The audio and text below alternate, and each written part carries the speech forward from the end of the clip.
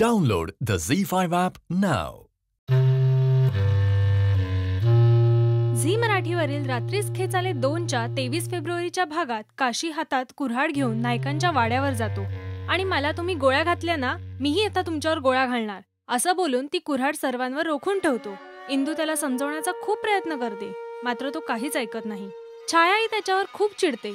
शेवटी दत्ता त्याचं लक्ष नसताना त्याच्यावर झडप घालतो आणि कुऱ्हाड काढून त्याला खूप मारतो. इंदू दत्ताला थांबवण्याचा प्रयत्न करते. शेवटी दत्ता त्याला तसंच मारत मारत त्याच्या घरी घेऊन जातो. इकडे वच्छी काशी कुठेच दिसत नाही म्हणून रडत बसलेली असते. त्यांच्या घरासमोर गावातील मंडळी जमलेली असतात.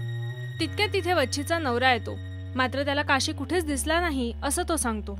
आणि तेवढ्या तिथे दत्ता काशीला मारत मारत आणतो. त्याची ती अवस्था बघून वच्छी दत्ताला जाब विचारते. हा सगळा प्रकार बघून इंदूला खूप वाईट वाटतं. ती घरात रडत बसलेली असताना नाना तिला खूप समजावतात की तू या सगळ्याकडे लक्ष देऊ नकोस. मात्र इंदू काशीच्या लहानपणीची आठवण काढते आणि पुन्हा रडते. इथे अण्णा, रघु, नेने वकील वच्छीच्या मुलाच्या लग्नाचं बोलत असतात. मात्र वच्छीकडे इतके पैसे आले कुठून असं रघु त्यांना विचारतो.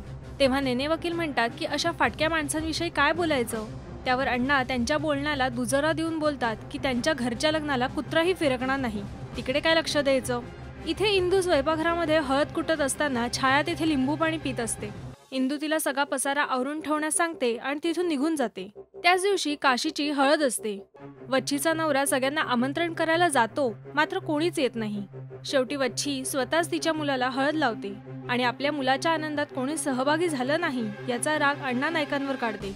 इथे इंदू देवघरात दिवा लावत असताना तिथे अभिराम येतो. ती त्याला देवाच्या पाया पडायला सांगते आणि तिथून निघून जाते. स्वयंपाकघरामध्ये आल्यानंतर छायाने काहीच आवरलं नाहीये बघून ती सगळं आवरायला घेते आणि हळदीच्या भांड्यात बघते तर कुटून ठेवलेली हळद लाल बुंद झालेली असते. आता ही हळद लाल झालीच कशी? वच्छी देत असलेल्या शिव्या शाप खरे ठरतील का? हे बघण्यासाठी पाहत राहा रात्रीस खेचाले 2 सोमवार ते शनिवार रात्री 10:30 वाजता फक्त झी मराठीवर.